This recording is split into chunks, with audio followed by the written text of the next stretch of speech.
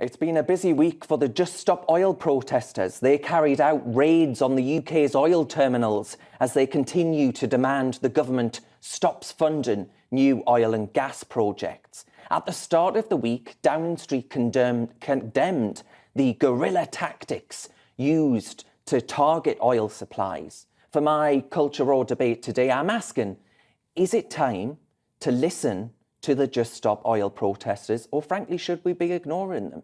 Dr. Grahame is a Just Stop Oil spokesperson and former principal scientist at Shell, and Howard Cox, the founder of Fair Fuel UK and friend of the show. Grahame, can I start with you, please? Just start us off. What is the ultimate objective of Just Stop Oil? Darren, I think I'm here to irritate you some more. Uh-oh. Let me tell you who I am first, a little bit more.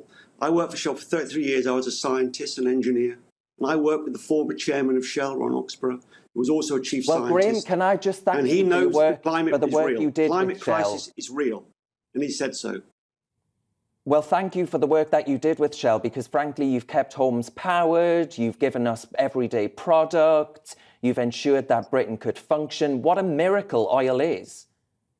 I came on this show because I was asked a question that you sent me, Darren.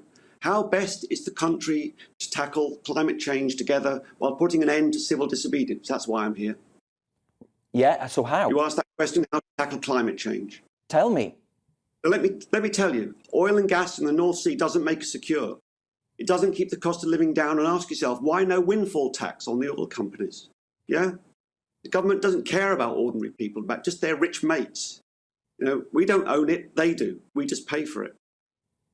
So, Grahame, do you think the way that you're going about this, though, is the best possible way to communicate your message? Yes. Look, I agree with Howard.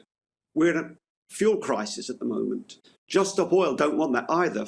We care about the price of energy for the less well-off. The cost of living crisis is a war on the poor, and it should end, and it's the government's fault. Howard, then, shouldn't you just get out your car, get on your bike and get with the Just Stop Oil programme? Well, the answer to that is a big fat no, Darren, and thank you and happy Easter, my friend. One of the things we should be looking at here is actually that every single driver in this country and everyone who actually uses oil actually wants to breathe clean air and wants clean energy. All those things. And what is sad about this is this protest is senseless. And people, you are alienating everyone else that you need to get on your side. That is the issue. Well, I'd love to sit down and have a debate with you. I've been on so many media programmes in the last 2 weeks about this issue, and I've asked everyone I've been up against or talking to, including the BBC, and I was up against Nicky Campbell, who laid into me, calling me a climate change denier. I am not. I'm a climate change realist. What we need to do is sit round the table and work together and find a better way for cleaner fuels. But at the moment, in this cost of living crisis, which you highlighted, and thank you for that, I really appreciate that, and I congratulate you for saying that, we need to work together to find a better way future. We can't do it overnight, and we can't do it by gluing ourselves to tankers, especially if they're only taking cooking oil. Grahame, do you agree with what Howard said there, right? The message might be right, but the tactics are just turning people off. I don't believe that for one moment. The climate crisis is now. It's just as real as the cost of living crisis. And that's why Just Stop Oil is making this very simple demand. No new oil and gas licenses in the UK. It's very simple.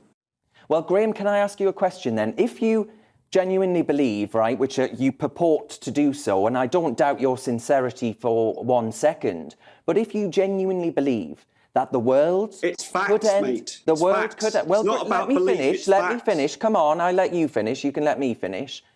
If you genuinely believe that the world could end in a ball of flames, or indeed we could all drown to death, why would you spend your last days on Earth gluing your bottom to a road if the world is going to hell in a handcart?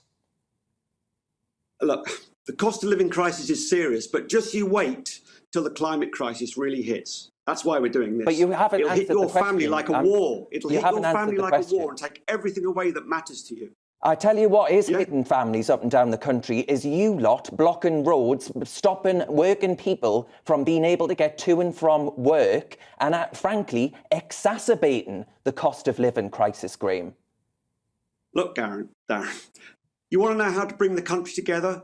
GB News needs to tell the truth about the climate crisis. The best thing you could do is tell your audience. This is your moment. This is your moment, Grahame. You've got your moment here. GB News are giving you that platform. Come on, make the case.